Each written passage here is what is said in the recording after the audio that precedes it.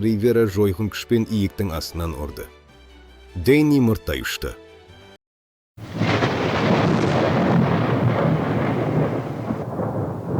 Ривера рингке елеусіз көтерілді. Көрермен қауымның оған деген сенімсіздігі айқын сезіледі. Ол бөрі аузына тасталған жетім лақтай көрінді. Өйткені оның қарсыласы атышулы боксшы Дэнни Уорд болатын. Ол өзін ұзақ күтуге мәжбүр етті. Ривера бұл айқаста қалайда жеңу керек екенін бір сәт естен шығарған жоқ. Оны алға итермелеген ұлы күш. Оның көз алдына туған елінің аянышты тумысы, ыза мен кекке толы бейнелері абайфын елестеп өтті. Дэнни оның қолын алып сыбырлады. «Әй, Мексика жігіті, қазір сенің кеудеңнен жаныңды суырып аламын». Көпшілік тек 18 жастағы талдырмаш бозбаланы көрді. Ал Дэнни нағыз ер мүсінді жігіт еді. Гонг қалды да айқас басталып кетті.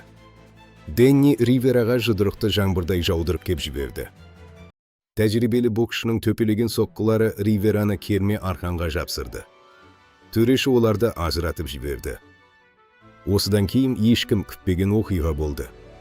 Ривераның серпе ұрған сол олы Дэнниді баудай түсірді. Тәкаппар Дэнни мұрттай ұшты. Бұл жолы бәрі тілдерін жұтып қойғандай тым-тырыс. Олар істің бұлайша насырға шабатынын күтпеген еді. Төреші секунд санай бастады. 9-шы раундта Ривера кілтшегінді де оң қолы найзағайша жарқ ете түсті. Дэнни тағы да құлап түсті, жұрт сілтідей тынды. 17-ші раундта Ривера жойқын күшпен иектің астынан ұрды. Дэнни мұрттай ұшты. 3 рет көтерілмек болды, бірақ Ривера оны қайта сұлатты. Төреші оның қолғапты қолын алып, ықылассыз жоғары көтерді. Ривераны құттықтаған ешкім болмады. Ол кермеге арқасын тіреп, кекті көзімен бүкіл залға қарады. Тізелері дірілдеп, әбден қалжырағандықтан талмаусырап кетті.